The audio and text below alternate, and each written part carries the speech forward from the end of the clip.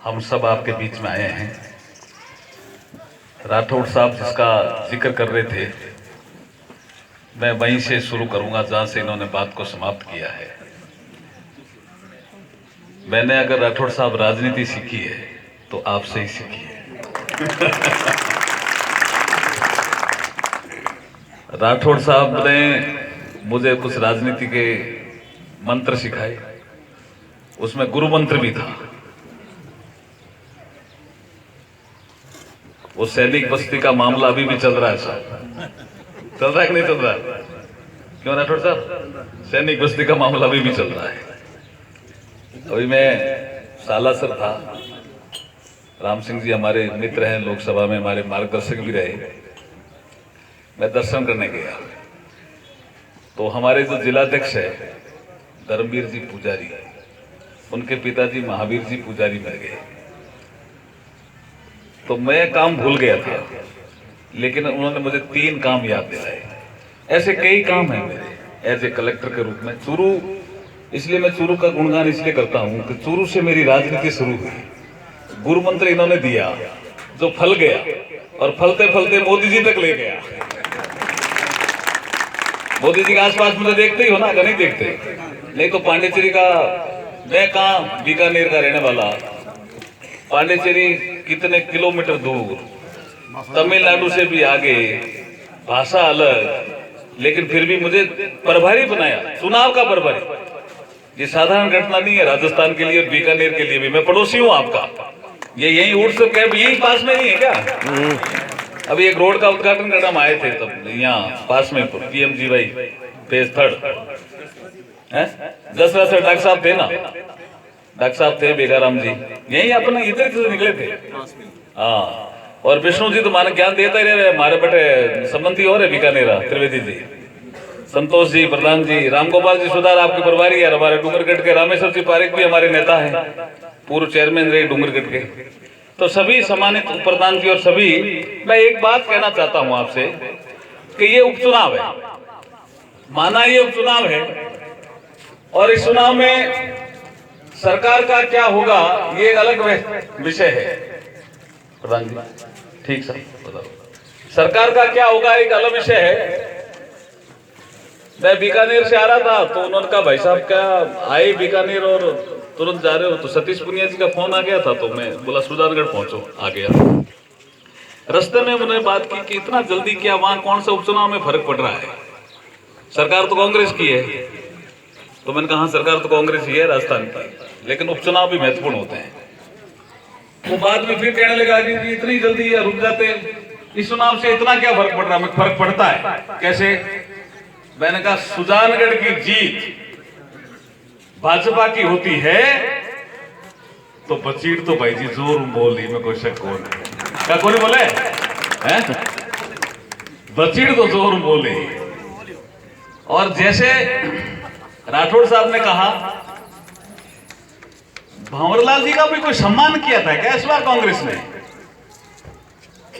सामाजिक न्याय अधिकारिता मंत्रालय के हकदार थे क्या वो? कि और हकदार को था नहीं? पुराना आदमी। कई बार मैं जिक्र करता, दिल्ली आता था नहीं कि राज तो मारो ठीक हो नहीं, जब की थे आओ। सही कह रही है मेरे कौन, अलग बात है कि राज तो ठीक हो। 2 भागों में बटी हुई सरकार, एक का नेतृत्व अशोक गहलोत कर रहे हैं और एक का नेतृत्व सचिन पायलट साहब कर रहे हैं। 2 भागों में बिल्कुल बंटी हुई सरकार, आपस में बोलना नहीं, बात करना नहीं। इसलिए दलितों पे अत्याचार बढ़ गए, महिलाओं पे अत्याचार बढ़ गए। जो उन्होंने कृषि ऋण की माफी की बात की थी वो पूरा नहीं कर पाए, बेरोजगारों का भत्ता का पूरा नहीं कर पाए। मोदी जी की योजनाओं को लागू करने में इसलिए कंजूसी करते हैं कि मोदी जी की योजनाएं ठीक लागू हो जाएगी तो मोदी जी पॉपुलर हो जाएंगे, तो हमारे राहुल गांधी का क्या होगा? अब राहुल गांधी तो चुको हुई, मोदी जी तो पॉपुलर है। एक गांव में कहावत है कि बाढ़ में यह करियम कोई वो बेर को निकले करे। मोदी जी की योजनाएं तो लागू, हम समझ में आई है बात, नहीं तो जो की तरफ समझ आई दिखे मन लगे। मोदी जी की योजनाओं को रोकोगे क्या? मोदी जी की योजनाएं नहीं रुकेगी सर। मैं पांडिचेरी से आया हूं, हमारा 2% वोट था, मोदी जी भी वहां पहुंच गए योजनाओं से। लेकिन उनको भ्रम फैलाया गया ये पक्का मकान है ना, ये हमारा है। वहां नारायण स्वामी एक झूठा मुख्यमंत्री, जैसे अशोक गहलोत साहब झूठ बोलते हैं ना, ऐसे ये पक्का मकान मैं दे रहा हूं। अरे मोदी जी दे रहे हैं।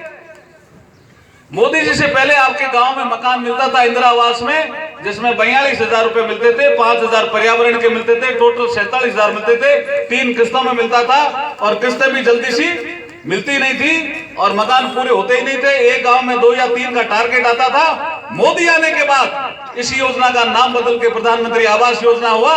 3 की जगह 300 का टारगेट आने लगा और 45,000 की जगह 1.5 लाख रुपए मिलने लगा। बोलो मोदी है कि नहीं है?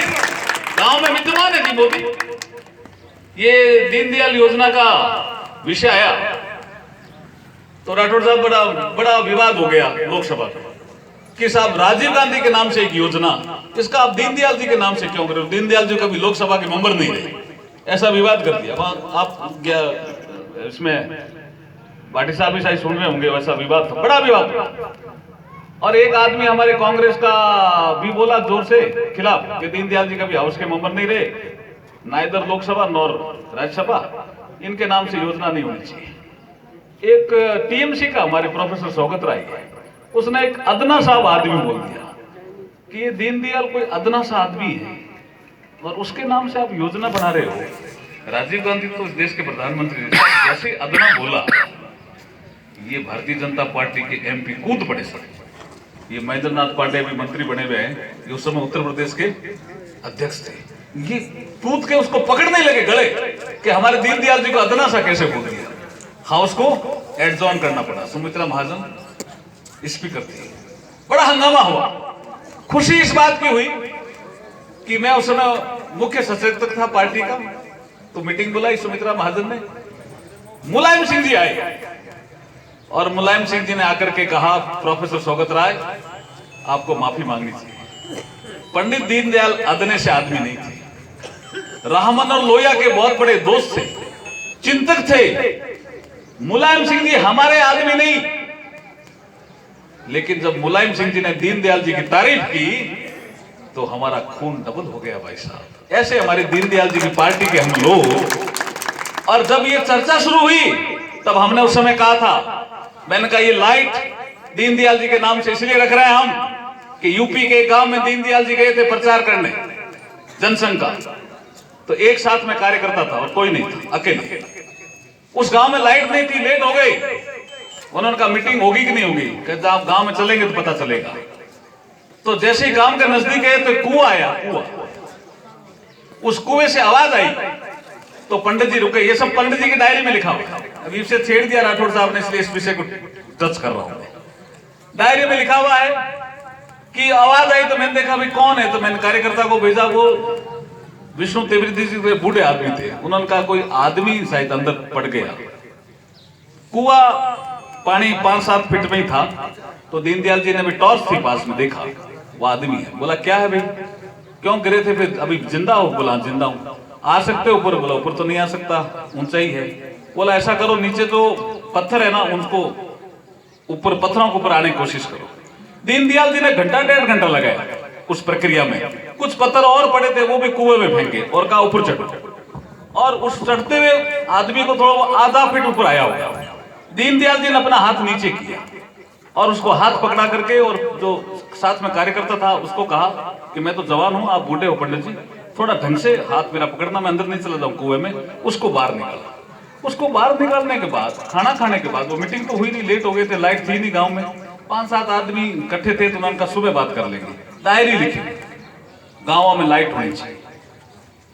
उस समय वो मोदी जी ने पटी की थी डायरी। गाँव में जब अंधेरा होता है तो कुछ मीटिंगें भी कैंसिल हो जाती है। किसी गांव में लाइट होती है तो वो समझते हैं हमारा गांव तो समर्थ है और ये कमजोर है। ये असमानता का भाव है।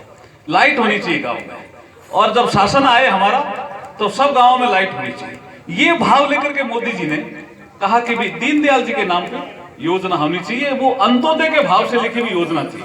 ये अंत्योदय भी उसी कुएं से ही पैदा हुआ। दीनदयाल जी ने कहा वो सबसे नीचे खड़ा था गांव में, जब मैं उसको निकाल रहा था तो मैं ऊपर था, कुछ मैं झुका, कुछ वो ऊपर आया, और अंत्योदय के माध्यम से मैंने उसको बाहर निकाल लिया। यही अंत्योदय है दीनदयाल जी का, यही अंत्योदय है दीनदयाल। और उसके कारण से पंडित दीनदयाल उपाध्याय की ग्राम ज्योति योजना के नाम से स्कीम आई। राजीव गांधी ग्रामीण विद्युतीकरण योजना में पैसा नहीं होता था, स्कीम आई, और उस स्कीम में आपने देखा होगा कि 15-15 खंबे लगे होंगे, तो ढाणी कनेक्शन लगे कि नहीं लगे? आपके भी लगे होंगे साहब, नहीं लगे क्या? और अब लग रही है कहीं? सर्वे बंद हो गया। इसलिए उपचुनाव इसलिए महत्वपूर्ण है कि जो मोदी जी की योजनाएं हैं उनका समर्थन करना चाहिए हमें, चाहे प्रधानमंत्री आवास योजना हो, पंडित दीनदयाल ग्राम ज्योति योजना हो, चाहे आयुष्मान भारत योजना हो, चाहे सौभाग्य योजना हो, उनका समर्थन करें। चाहे केसीसी में अभी पशुओं की केसीसी की है, उनका समर्थन करें। और कांग्रेस को झटका दें कि आपकी नीति ठीक नहीं है, आप हमारे प्रधानमंत्री जी की योजनाएं लागू नहीं कर रहे हो इसलिए कि मोदी जी पॉपुलर हो जाएंगे, इसलिए लागू नहीं कर रहे हो, इसलिए झटका देना चाहिए। और आपने झूठे वादे करके आप शासन में आए हो, इसलिए आप शासन के अधिकारी नहीं हो, शासन नहीं कर सकते, इसलिए चेताने का काम, जो अभी बहन संतोष जी कह रही थी कि चेताने का काम, यही उपचुनाव का काम होता है। मैं लंबी बात इसलिए नहीं कर पाऊंगा कि मुझे अगली मीटिंगों में जाना, मुझे तो यहाँ त्रिवेदी जी ने कहा कि यहाँ रुकना है, तो मैं रुक गया। मैं कुछ ये पंडित दीनदयाल जी की, कुछ मोदी जी की कुछ बातें आपको बताने में मुझे सफलता मिली और मैं आपके दर्शन कर पाया। ये नंदी का फोटो जिसका जिक्र राठौड़ साहब कर रहे थे, मुझे एक बात याद आ गई। एक हमारे बड़े अधिकारी थे, वो बढ़ गए बाद में मध्य प्रदेश से IAS मेरी तरह, तो उन्होंने कहा कि मैंने आपके नंदी को फोन कर दिया था। मेरे समझ में नहीं आया, भाई नंदी को फोन कर दिया तो फिर हुआ क्या? तो नंदी को कर दिया, अब देख लो, अब खेमाराम जी निकल गए, ये राजनीति में, मैं सुषमा जी जिंदा थी उन दोनों। तो उन्होंने कहा अर्जुन जी समझ में नहीं आया कि आप तो फटाड़े जाते हो एमपीओ को। मैंने कहा ये मेरे समझ में नहीं आया कि नंदी का मतलब होता है कि शिव जी के मंदिर में नंदी है होता है, तो शिव जी से बात नहीं करते हैं, नंदी में काम में कह देते हैं, तो नंदी शिव जी को कह देता है, यही होता है ना। तो नंदी का मतलब आपके पीए को कह दिया, और आपके पीए ने आपको बात नहीं बताई, तो आपका नंदी ठीक नहीं है, नंदी बदलो बोला, इसलिए कई बार पीए भी गड़बड़ कर जाते हैं। ये नंदी का विषय रहता है, इसलिए नंदी अच्छा होना चाहिए, नंदी अच्छा होना चाहिए। सुषमा जी ने हमें बताया, तो फिर हमारा वो पीए था, मैंने बताया भाई तुमने बात ही नहीं बताई। तो कई बार नंदी के माध्यम से भगवान शिव के माध्यम से पहुंच जाते हैं। तो आपने ये जो मीटिंग नंदी को साक्षी मान करके की है, भगवान शिव भी अपने को मेरे ख्याल में आशीर्वाद देंगे, नंदी भी आशीर्वाद देंगे, और केजड़ी भी है, केजड़ी भी है, ये भी आशीर्वाद देंगे। तो मुझे लगता है कि 17 अप्रैल के चुनाव में भारतीय जनता पार्टी के पक्ष में आप मतदान करेंगे। जोर का झटका इस कांग्रेस की सरकार को देना ही चाहिए, क्योंकि वो उसी की हकदार है, झूठ बोल के शासन में आई और मोदी जी की नीतियों को लागू नहीं कर रही है, इसलिए जोर का झटका उनको देना ही चाहिए। और राठौड़ साहब ने हमको हाँ भरवाई दी है, मेरे ख्याल में पक्की है नहीं बात, तो है पक्की है नहीं? बोलिए भारत माता की, भारत माता की।